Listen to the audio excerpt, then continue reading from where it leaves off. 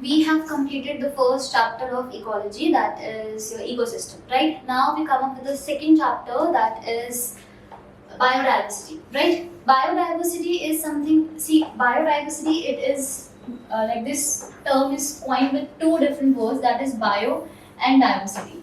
Bio means living, we all know this, right? It means living, right? And the other word diversity, it means variety. Diversity means different variety, right? Different variety.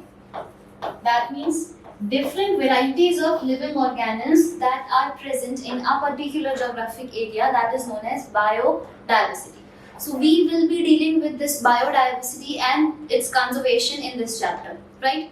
So we all know that in India we have different, say for an example, it's just an example for you, that in India we have enormous cultures, different languages, which are used in different states. We like what we have in this in our country, right? Same goes in the entire world. We have different types of species, animal species, plant species, right? Everyone is different from the other. Each species is different from the other species. Somehow they are interrelated, but you can say at a very larger level they are different, right? So that is what we are expecting in biodiversity, that living organisms, they have different species which have different characteristic features, be it their morphologic features, their physiologic features, or anatomic features, right? So anatomy, morphology, physiology is different for different species, right? So now we will understand what biodiversity here in biology means, right? Variety of life forms found on earth. See, when we are not aware with the different kinds of species or varieties that we have around us, will not be able to interact with them, right? In ecosystem, we learn that to complete an ecosystem, there must be an interaction between living organisms and the physical factors as well, right? So interact with different living organisms, be it, it's not that the humans will have to interact with the other human only, right? We don't have to interact, or we don't have anything, to take or to give from to animals or plants. It's not like that. Living organisms can be anything, right? So when there is an interaction between living organisms, it comprises different species at a different level, right? So to interact to those living organisms, we need to understand from where they are coming from, what is their actual behavior, what kind of a morphology they are using, what kind of anatomy they have, right? So that we can better understand them, to relate or to interact with them, right? So interaction cannot be possible without knowing that one specific, community or a species. So for that, we need to understand how many species there are, around us. Say for an example, if you are working in a company, then you have to know something, be it like maybe in a small fraction or a large fraction, but you have to know something about the company, your employees, the person with whom you are working, right? The owner and your co-workers as well. So that is same which goes for the biodiversity as well, right? So ecosystem is incomplete without interaction, and that interaction comes from the knowing or the betterment, the things that we know about our co-worker, that is the other living organism, right? So if we are in one ecosystem, and we 2 to 3 living organisms are there, say for an example, imagine that there is an ecosystem and 2 to 3 living organisms are interacting in that one ecosystem. So we all 2 or 3 people which are in that one ecosystem have to know something about each other, right? Without that, interaction can't be done.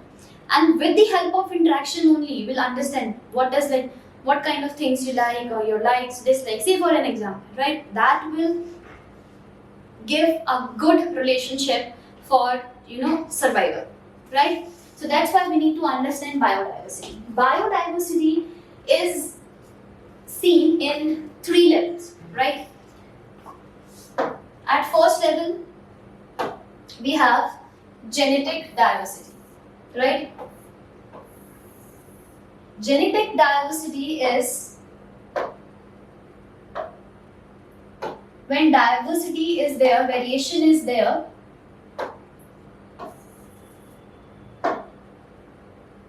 in genes, within the genes. I'll give you an example, right? So to understand it very clearly, say you are living in a, you have your family, your siblings are there, your parents are there, right? So each one of you have a different behavior, right? Somehow you may be similar, right? But the at a larger fraction you are different from your sibling or from your parents, like a mother, father. Maybe a resemblance will be there, but at a larger fraction you are different. So within a family, when there is a difference, right, varieties of behaviors are there. One will be the that studious one, the other will be that the more childish or kiddish one, right, mischievous one. So those two siblings which are from the same family, which are the offspring of same couple, but they are different from each other. That is what we have, the diversity within the genes, right? Genes are coming from the same parents, right? Same parents are there, still you and your sibling are at a larger fraction different from each other. That is a genetic variation, right? When diversity comes within a genes is known as genetic variation, right? At the other level, we have species diversity, right? Species diversity, see, this comes a little bit of larger level than genetic variation, right? Species diversity is the variety of species in a region. Now, say for an example, we talk about the siblings. Now let's come to a larger fraction of your family, that is your first cousin and second cousins are also involved in this, right? So now you and your siblings will have much similar behavior than the other group of sibling, right, from your first cousin or your second cousin. But there must be the difference between, let's say, the two families, the two brothers, they have their own family. One is your father and the other is your uncle, right? So your first cousin will be different from you and your sibling, right? So that the fraction of diversity which comes to a larger level, that is known as species diversity, right? If we talk about in a biological terms, then variety of species in a region, in a geographic area, how many species are there and how they are different from each other, okay, in respect of their morphologic features, their anatomic features or their physiologic features, right? In respect of all these differences, how one species is different from the other. We have area to area, geographic area to the other geographic areas, the diversity changes. One area may have a larger number of different species and the other may have a smaller fraction of species, right? So that is a different thing, but species level of diversity contains the variety of species in a particular geographic area. Say for an example, in Delhi or in Uttar Pradesh, it's a one geographic area, UP or Delhi or Rajasthan, anything, right? So how many species, say for a good example, we have a classic example is that camels are they are found in Rajasthan, right? So that is in endemic species of Rajasthan. You can find it somewhere else also, but the larger fraction of camels that are found in the Rajasthan only, right? So that is a specific diversity which is related to specific that species level, right? The other level we have ecosystem diversity.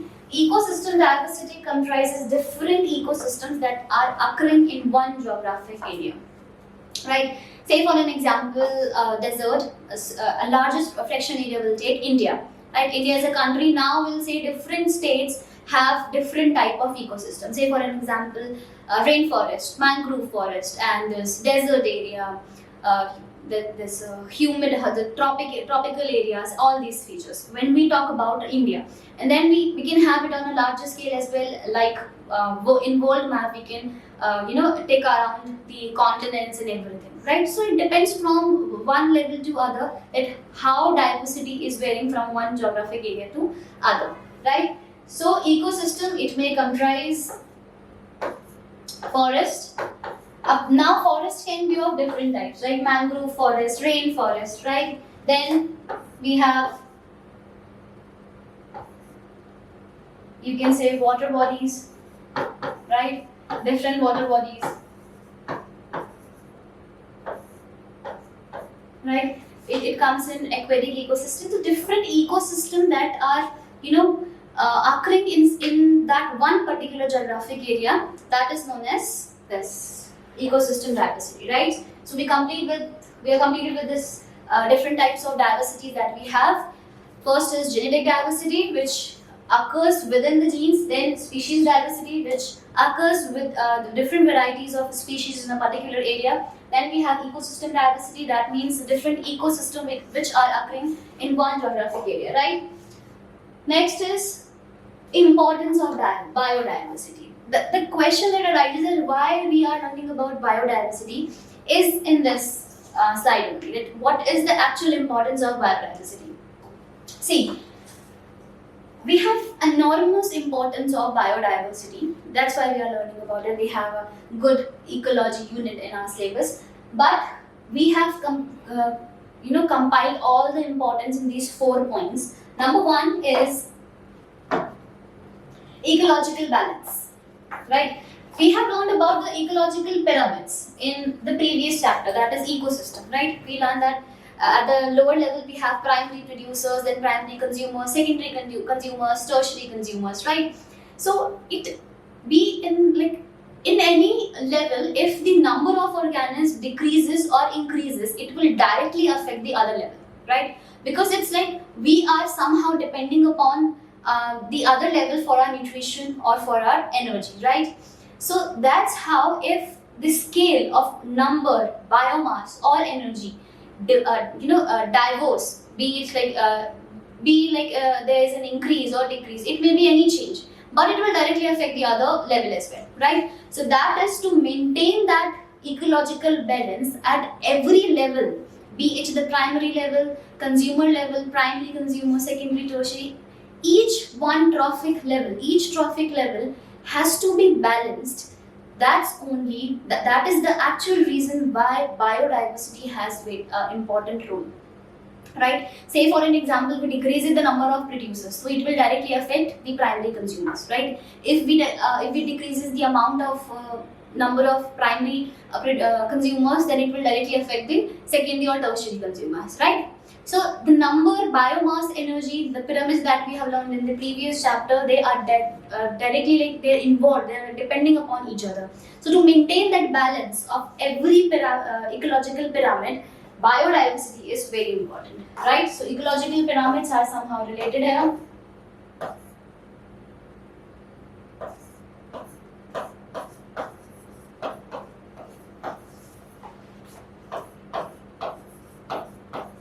Ecological pyramids will work here, right? So ecological balance is very important. The other, we have economic value. Economic value here specifically comprise the biomass pyramid, right? Pyramid of biomass we have learned. That is something how the productivity is conducting in the complete ecosystem, right? How the productivity is, whether it is increasing from one level to other or whether it is decreasing from one level to other, right? That is somehow the economic value. Say for an example, we learned about the economy in commerce as well, right? That how the strata of income is increasing or it's decreasing, right? So same goes for this, biomass production. That whether the biomass production is increasing from one level to other or it is decreasing. So that one point comprises the economic value, that if the biomass production is increasing, then the energy flow and the production will increase from one level to other. It is in a betterment, right? That means we have enormous resources to use. But if the biomass production decreases, it will decrease the economic value because we will not have sufficient number of resources to use at each economic level, right? So the other importance is to maintain the economic value. Then we have aesthetic and cultural significance. It's somehow very easy to understand. Say for an example, in India we have different cultures. Different cultures have different rituals. Their cultural values are different. There are different rituals. There we have different folk tales. We have different dances, and these all sum up together to represent different cultures which are present in India. So to maintain that cultural diversity, which has great significance on Indian culture, to represent it, that is this other important, which basically maintains the aesthetic of India, right? So the other one is the aesthetic and cultural significance. Last, fourth importance that we have written here is scientific and educational value. Scientific and educational value, they both are somehow related. That's why we have compiled in one topic only, one importance only. Scientific and educational level is that now if we have learned this biodiversity in plant kingdom, in animal kingdom, no, in animal kingdom we have learned that there is a difference from the similar ones. Cell, we understood that prokaryotic cells are there, eukaryotic cells are there. So how we are, what is the actual process at the end, that we know that there are two types of cells and how they are working, which one is more advanced or developed, and this is the simpler organelles, they don't use well developed organ system and level. So because to understand all those things, as I told you, to interact we need to understand each other.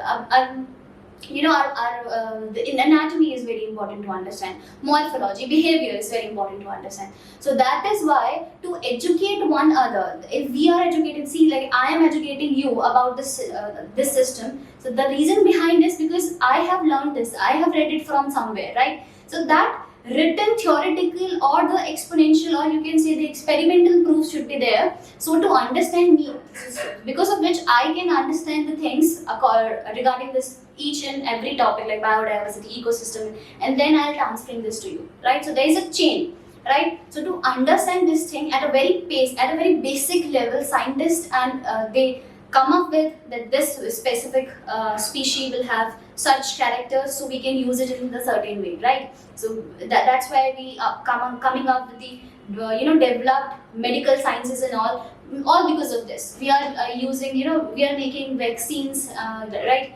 And the different antibiotics, medicines, drugs, just because of this only, right? If we don't know the particular species, we cannot use it in for our betterment or for our welfare, right? So because of that educational value, which is somehow related to this economic value as well, right? Economically, we are using different species just because we know the scientific reason and their, all their metabolic activities. That is the only reason why we will use the more economic, advanced and developed species. If we have a certain kind of work, then we can, we will pick up the selected ones, right? It's not that we'll have an experiment on each and every species and then we'll come up, this is this is a useless one for us, and now we'll use this one, right? So before using all the living organisms, different living organisms for experiment, we have to learn, we have to understand that what they are basically comes from, where they are basically coming from, what is their nature, what is their behavior, so that we can use them for one particular thing, right? Or the products, right? So for that use, for production, productivity,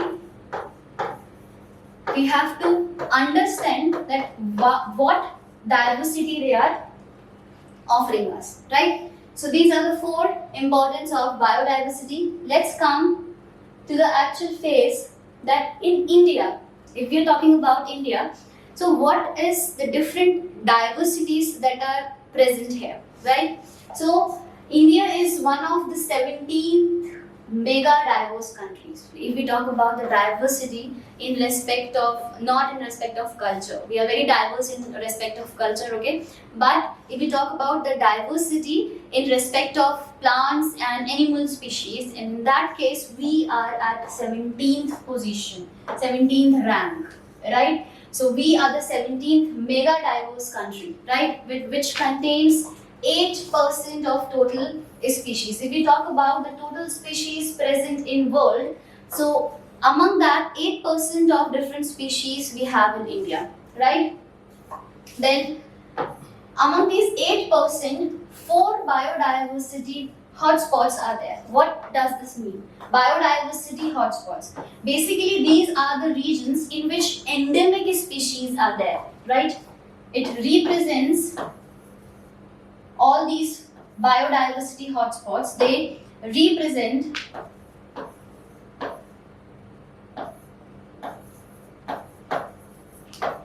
endemic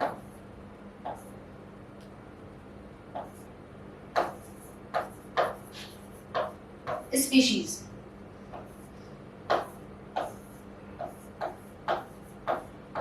What are endemic species? Endemic species are those species which are present in one specific geographic area, right? That means they are present in that one geographic area and nowhere else they are going to be, seen or observed or noticed, right?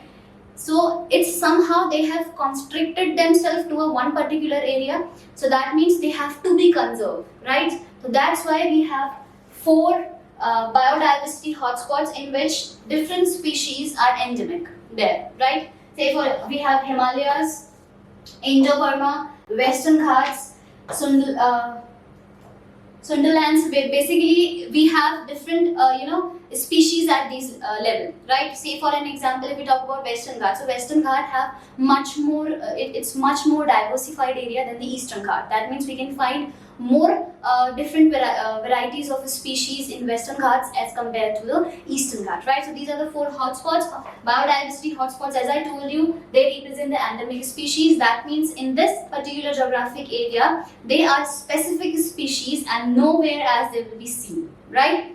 Okay. Next we have loss of biodiversity. That means why that, as the chapter name suggests, biodiversity and its conservation. So we learned about the biodiversity, right? What is biodiversity, at what levels it is working. Okay. Then we have the other thing, loss of biodiversity. That means, as we learned about the hotspots. Hotspots, they are the regions in which this specific species is present, right? So we need to conserve that area, right? Because if there will be any threat into that endemic species, we'll know, like we'll not be finding them in any other region, right? So that particular area in which endemic species are there, it has to be conserved in order to conserve that particular species, right? So because of that, and there are so many reasons by which biodiversity has been lost, or we can say there is a threat to biodiversity. At first we have habitat loss and fragmentation. Loss of biodiversity results because of the most common reason, that is loss of habitat and fragmentation of habitat. We have two things here, loss of habitat loss, which means, say a very classic example is deforestation. If we have, like, if deforestation is done, obviously we are cutting off the trees. Okay, we are cutting off the primary producers, but at the same time we are cutting off the habitat of so many animals, you can say, right? So we are cutting their habitat, so they don't have any place to go, and eventually it will result in their extension, right? When they don't have a shelter to live, when they don't have a specific area to live, so they will be lacking their survival requirements. There are so many requirements for the survival of a particular species. If they don't have shelter, food, or the other physical factors are not suitable for their survival, so it will directly affect their number, right? Eventually it will extend, right? Then we have fragmentation. As I told you, this deforestation. The other classic example is industrialization or urbanization. We are cutting off trees to build up industries, or to for urbanization, to build up MNCs and different companies and all these things. So what we are doing, either we are completely eliminating their habitat, which results in habitat loss, or we are cutting off their habitat. We are making it a smaller habitat, right? Say for an example, if there is a forest and we have cut off the forest habitat of living organisms by cutting off the geographic area of forest. Okay, say for an example, a forest is somehow a larger forest, and then we have cut it off into two fragments, right? One is the similar, it will go for same as it was in previous section, and the other we have used for making urbanized companies and MNCs and whatnot, all the industries and all. So what we have done, we have cut off the area. That means we have cut off the habitat of the animals or plants which are present in that one area, geographic area, right? So both of these, they are interrelated to each other. The actual the actual thing behind it is that we are eliminating their habitat, right? So they don't have a shelter to live, they don't have basic requirements for their survival, right? Next we have over exploitation. When a particular a species, say for an example, plant, or if we are scientists and we are using a particular species for our inventions or for our experiments. So over exploitation of any resource, okay, it will basically result in its extinction. So we were discussing about the loss of biodiversity. We have discussed the two important factors which are responsible for loss of biodiversity, and that is habitat loss or habitat fragmentation, and the other is overexploitation. Overexploitation is it's something that when we have overexploit any resource, it will eventually result in its extinction, right? So overexploitation of any resource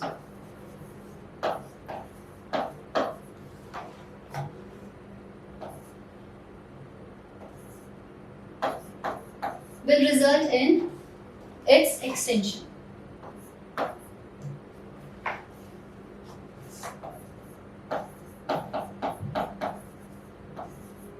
Right? So that means we have to understand about the judicial, or you can say judicial use of resources, right? Now, what is resource? What this resource word here means? Resource is something, it may be a physical factor or non-living thing, we can say, or a living thing. Say for an example, I'm working as a resource for you, right? That means I'm educating you about a particular thing. That means I'm working as a resource for you, right? So this human being can also be, a living organism can also be a resource, right, to the other living organism, right? So it's somehow, let's not confuse it with living or non-living thing. It's just that if one thing, be it the living organism or non-living thing, if it's somehow it's giving any type of benefit, or it's somehow we are using any thing in for our benefit or for the production of any product, then that is a resource for us, right? So it may be a living organism, non-living organism, even we humans, we are working as resources. If we are working in a company, then that means we are working as a resource for that company. We are including in the production of one product that the company is meant for, right? Then the other, we have invasive species, right? Invasive species are those, as I told you, it basically comprises all those species which are at the level of that space in which they are restricted to one geographic area, and we cannot find in other we cannot find that particular species in in the overall geographic area of a country or a state or a city, right? So there's our invasive species. Then the other factor is climate change and population, right? Because of this is somehow related to the overexploitation of resources, right? Because if we overexploit any resource, it will directly affect its it will directly affect the climatic change. Say for an example, global warming. We talk about global warming, right? Depletion of ozone layer. We are very familiar with these terms. So what is this? Because of our behavior pattern is changing towards the physical or the nature, it is resulting in the change of climatic state and the pollution, right? Pollution, say for an example, if a water we have, let's take example of a water body, right? If the water body is polluted, then what will happen?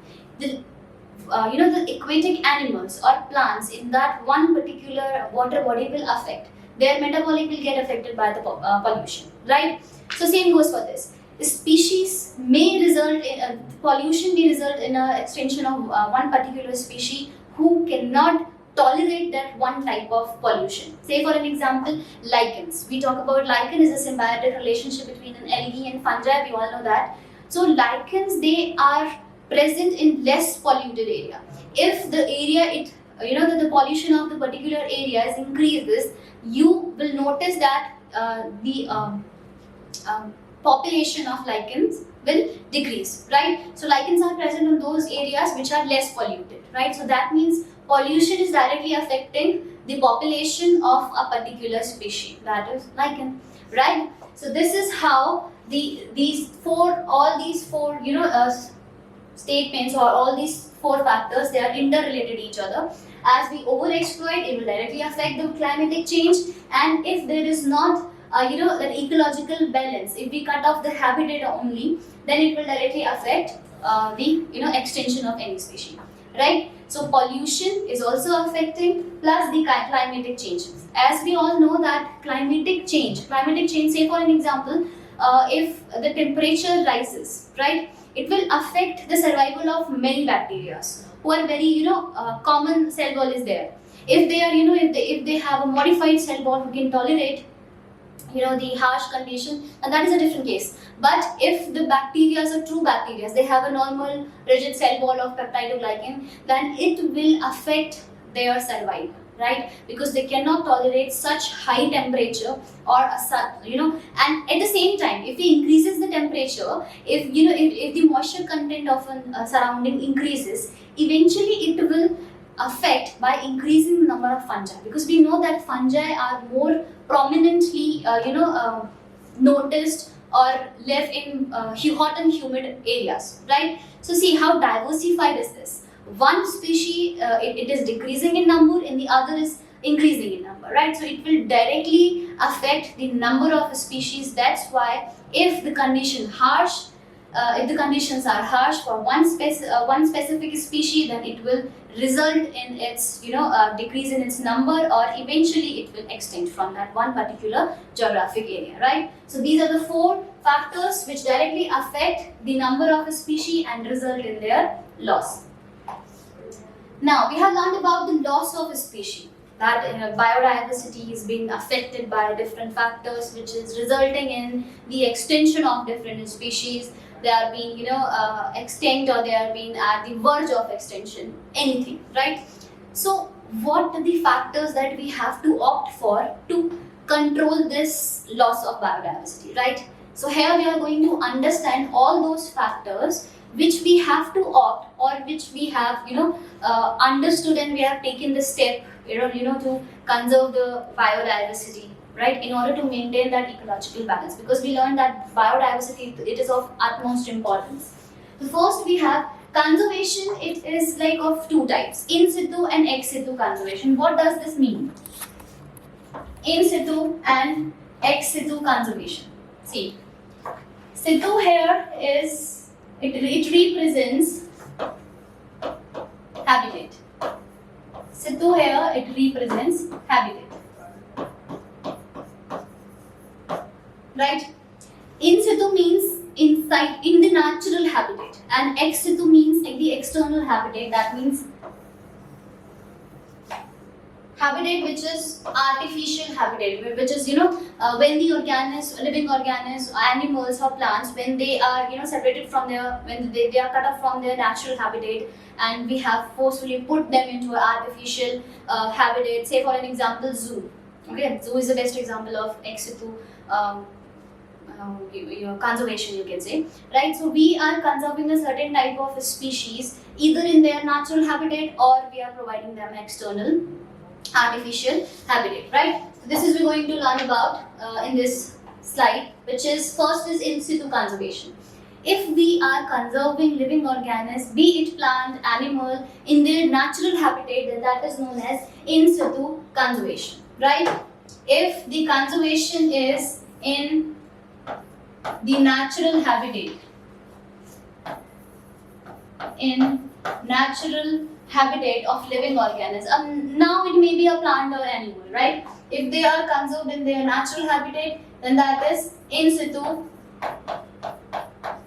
conservation, right? Say for an example, national parks, wildlife sanctuaries, biosphere reserve. What we are doing here, we are restricting the natural. Say we have found a particular, say for an example, we have wildlife sanctuaries. Okay?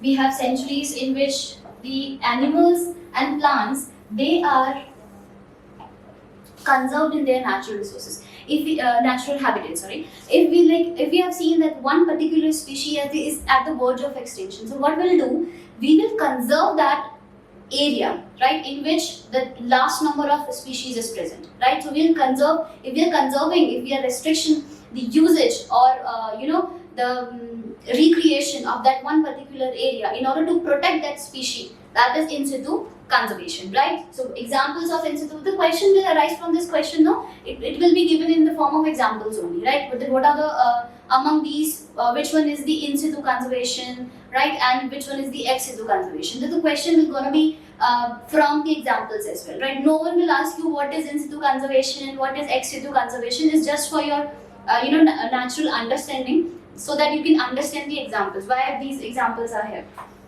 right? So a question will not arise, will not be given you, they will not give you such a easy question that what is ex situ conservation and what is in situ conservation. No, they will give you a question from this topic in form of examples only, right? So you just have to memorize the examples, and there's no need to memorize it. Just go through the recreation areas. That if we are going to a biosphere or a national park or a wildlife sanctuary, then what will you observe? That animals and plants, they are in their natural state. They are not constructed in they are not put in a that one cage or that one area that they have to be here and we are freely roaming around and enjoying our recreation. No, that is not. That is, we can found it in ex situ conservation. In zoos, the animals and botanical gardens, plants and animals, they are restricted to their habitat. We have created an artificial habitat for them in a small area, and we are freely roaming around. We are learning about them, seeing them. Recreation is there. Everything is there.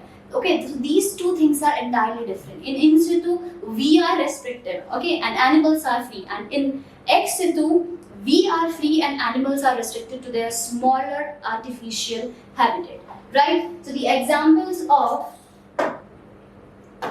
ex situ conservation are zoological park, that means zoos, we all are very aware with this, right? Botanical gardens is specifically for plants, right? And this is for animals. Zoological parks. The actual name of zoos is zoological park. That means it comprises animals. Zoology is related to animals, right? And botanical garden, it basically comprises botany, which includes plants, right? So for botanical garden is somehow of in a more fraction, it is for educational use, right? So that we can understand at what particular plant, what anatomy it is offering us, what particular, what are the features of this plant, how we can use it. Either it may have a medicinal use or any other, ornamental use, anything, because we have so many usage of plants as well, right? So by observing them in this botanical garden, we can understand that what particular plant can give us, what it is particularly offering us, right? Then the next example is gene banks. Gene banks is something when we store, it is somehow, you can understand it with blood bank. What is blood bank? We have stored the different kinds of, different blood groups in one store center, you can say, right? Which is known as blood bank, right?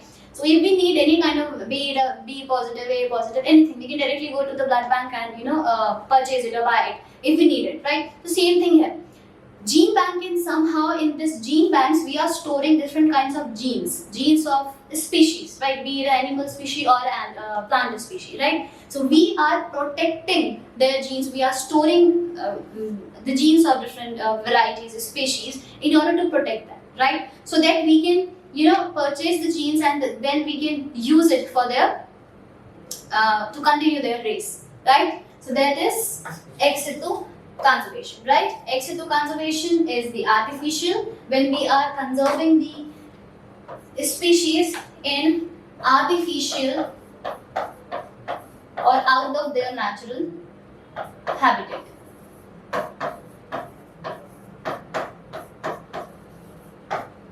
Okay, so this we complete with the conservation of biodiversity. At last we have the IUCN Red List. Okay, there are some things or the categories has been provided to the specific species, so that we can understand that what actual level the species are, right? So a critical indicator of the health of Earth's biodiversity is IUCN Red List. It means Red List contains those species which have been extincted or endangered species, and that means which are at the verge of extinction, right? So because of the classification of these, different types of species, different categories of species, we can understand that at what stage we have to conserve them, right? That what particular species we have to conserve, right? So for conservation, we need to understand that which species has been already extincted or which is at the verge of extinction, right?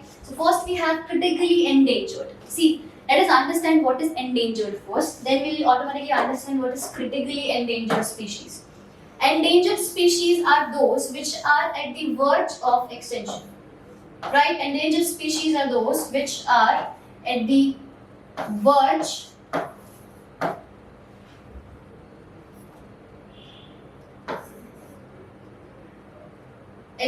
of extinction.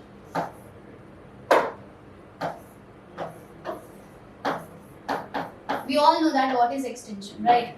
I don't have to make you understand what is extinction. We all know that the complete loss of one species, extinction, their extinction, right? So endangered species are those who are at the verge of extinction. That means if their loss, the factors which are harmful for their survival, if they continues to grow, then that particular species will eventually extinct, right? So those are endangered species. Now endangered species have different number of species which may be at the critical level, right? So we have distributed, we have classified different endangered species on the more to less critical state, right? The endangered species which are at the most critical level, that we need to, there is a high time to conserve those species. They are considered as critical endangered species, right? Species for which there is a high time to conserve them, right? They are endangered. Other species can also be endangered, but among all those endangered species, 2 or 3 species which are at the critical risk, which are at the higher risk of extinction, they are given a different state, which is critically endangered, right? Then we have vulnerable species. Vulnerable species, that means somehow the harmful effects, the harmful conditions has been growing, that they are at the pace of they are the process of growing, right? They are into the process, right? So that is known as vulnerable. That means that if we don't, if the harsh conditions, they will keep growing, then eventually they will be added into the endangered species. So less, you can say the less harmful species, or less species which are at the verge of extinction, they are considered as the vulnerable, right? And next we have near threatened. Near threatened, it means it is somehow, there is a very small difference between vulnerable and near threatened. It means that somehow the decrease or increase in growth of one species will affect the other one, right? We have learned about the interaction as well.